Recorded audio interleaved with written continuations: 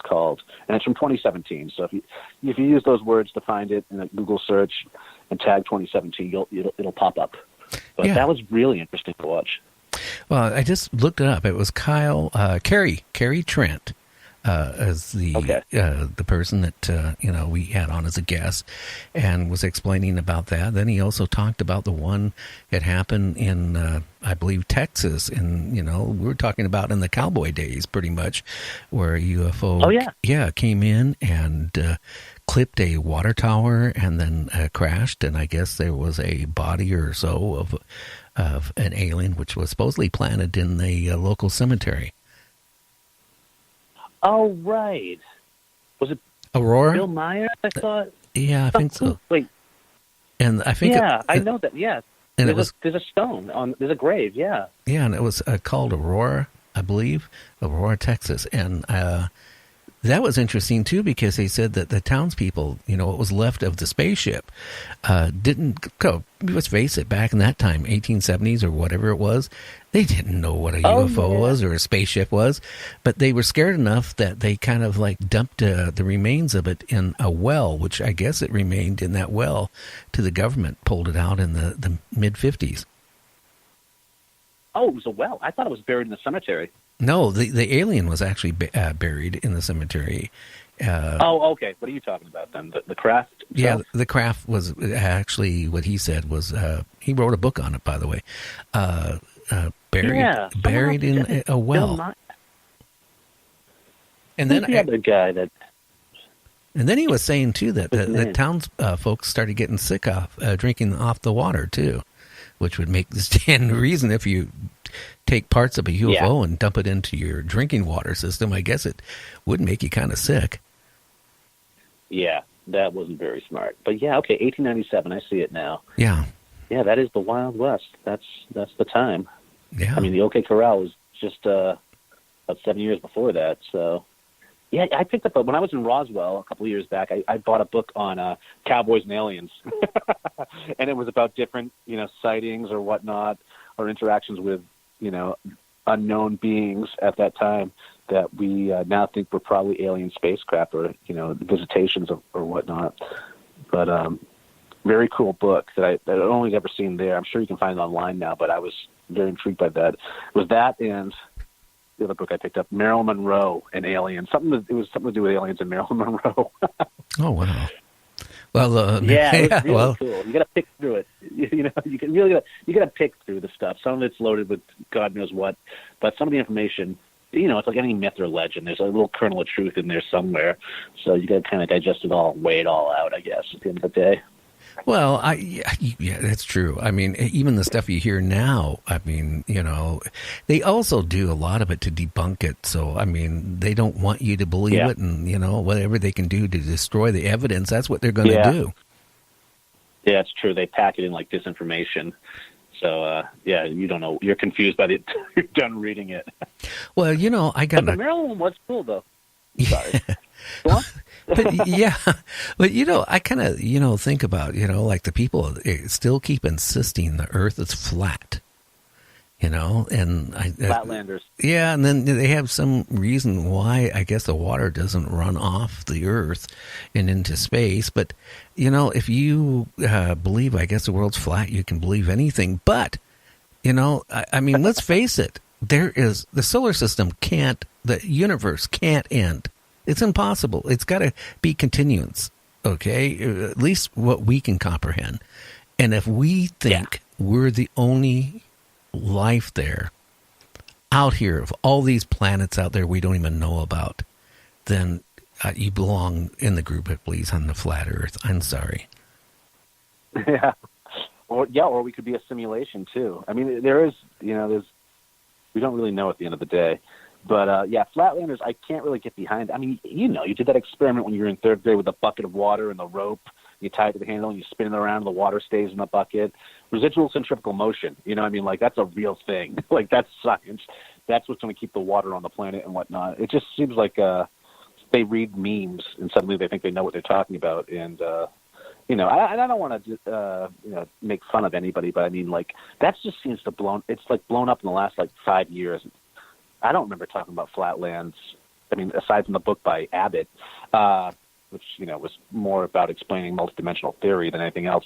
But I don't remember talking about the flatland conspiracies back in the day. Do you? Do you remember that? I mean, it was around, but I don't remember people like getting behind it like they are right now. No, and I mean, I got a guest coming up in a couple of weeks that a physicist it believes that the world is flat, and he said that all the pictures you see of around Earth are fake.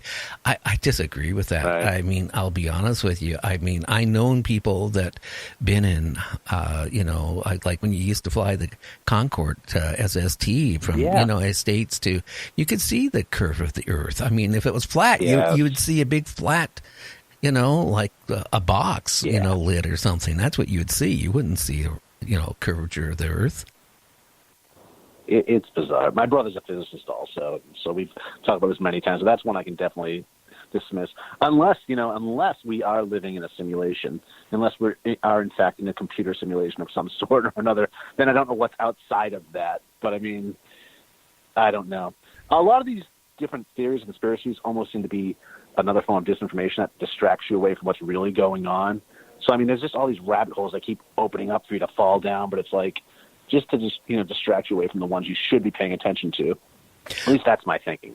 Well, again, Nancy, when I had her on my show here a week and a half ago, she runs a group out of North Carolina, reporting center basically for UFOs and Bigfoot and anything strange, like she was talking about the Earth wobble and, the magnetism is changing and, all this stuff is going on.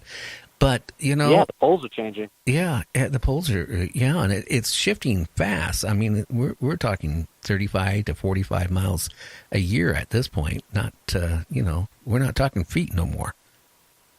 Yeah. They do happen. I mean, pole changes have always happened all throughout time. So we may see one in our lifetime. I mean, like it's for certain. It's pretty good that's going to happen, and that's why it's interesting that you brought up the whole contrail leading to Antarctica too, because I think that has something to do with it too. I think it definitely is magnetic energy or like a ley line or something like that. But for just the magnetic pull to that line, that center line is it's really, I don't know. I'm very curious about it. Might have something to do with it as well, because it's leading right to the pole. Yeah. Or a pole. Yeah, it is. But I mean, just think 13,000 miles virtually straight. And it doesn't, but it doesn't, it stops there and starts at Antarctica. So you're going from Antarctica to the pole and nowhere else. I mean, nowhere else on the world. Yeah. So that kind of makes me wonder what's going on there too. I mean, again, if there is something, I mean, we go back now to like what, after World War II. Okay. We had Admiral-Byrd with his ships and his aircraft carrier. High jump. Yeah. Operation High Jump. Yep, with his aircraft carrier and 4,000 military troops, armed troops, with planes and helicopters and everything. Helicopters, oh yeah, huge operation. Huge, absolutely huge. Now, I was doing some more reading today, Douglas, and, I don't know if his journal is faked or not, but I know even on his deathbed, he was warning people that, that the next huge war is going to be with aliens. And coming out of the Antarctic. Yeah, coming out of there, yes. But, I was reading some of his notes here today. It talked about, they had a flight crew, flying a straight line, and all of a sudden they started running into weird things, like the plane wasn't handling quite right, and then it would and it wouldn't. And then it got to a point where they were having other issues, where they were losing their navigation. And then the interesting part is they started seeing trees, on these mountain areas of where it should be all frozen ice. And they were starting to see trees. At one point, they found a river, which they documented. Yeah. And then the interesting part is he claims that they ran across a city where it's impossible to be. And that makes me wonder if, the Nazis, long before World War II, were so intrigued about, the occult, again, Antarctica, the pole, There was talks about them building, underground, huge bases there and developing things like the Bell and UFOs. And I'm just wondering maybe, if they succeeded and when we sent, or Berg decided to go there, because again, it even says that this plane with their flight crew, was basically escorted down to land by UFO-shaped objects with the swastika on them. It was a tractor beam, from what I understand. And the way it sounded or read to me is like it was another race that may have been in cahoots with the Nazis. Yeah. Maybe they had, adopted them as their human friends. But, yeah, it was like a master race. Or they were talking about it was the voice of the master that was communicating with them, from what I remember. But there was two planes. It was him and someone else flying. But his plane, he was experiencing all this all these issues during the entire flight. They found the lake, they found the river, Greenland, and you can see this too. There's a YouTube video of most of the trek across Antarctic for Operation High Jump. It's on there. It's a silent film, from what I remember, but it's really cool. But you can see them filming like Greenland, green grass, lakes, trees. They're finding all these patches of land, exposed land. In the temperatures. Supposedly sub-zero. Yeah. Climate.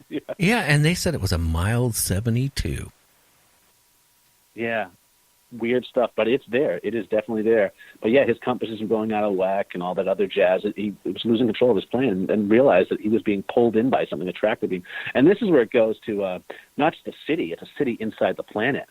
Like, then, those are the reasons why on Google Earth images you can never see the poles. It's also still illegal to fly over the poles for some reason. But that's what I think the holes into the center of the Earth are at each end.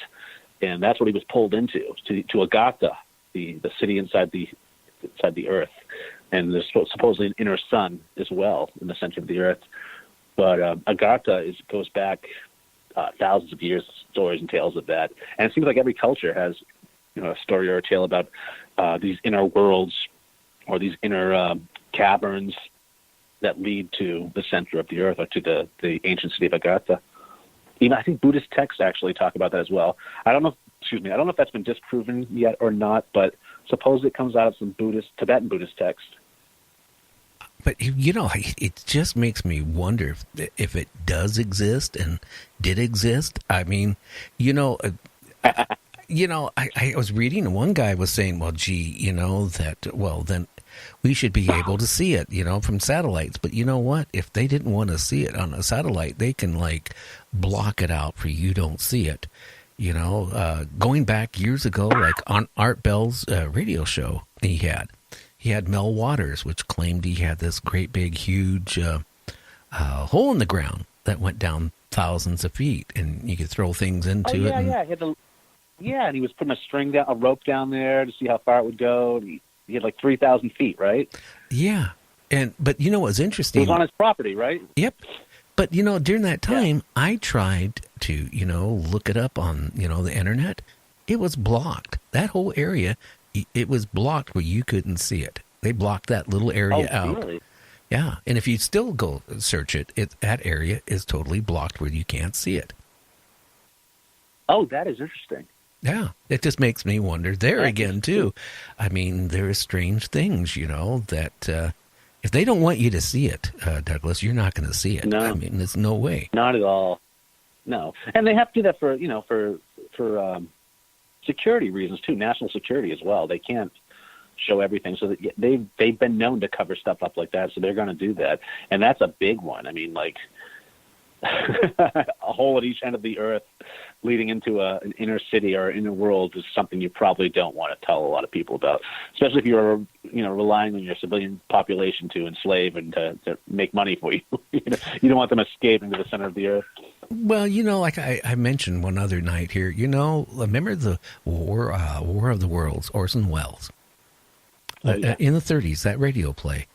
Yeah, for the poor souls, it turned it on a couple minutes after he told everybody, hey, this is nothing more than a radio play. It's not real, right? He knew what he was doing. He knew what he was doing. Oh yeah, he knew, because he knew people were going to tune in late, like everybody does, a minute or two late. Yeah. They don't hear that part. Now, let's face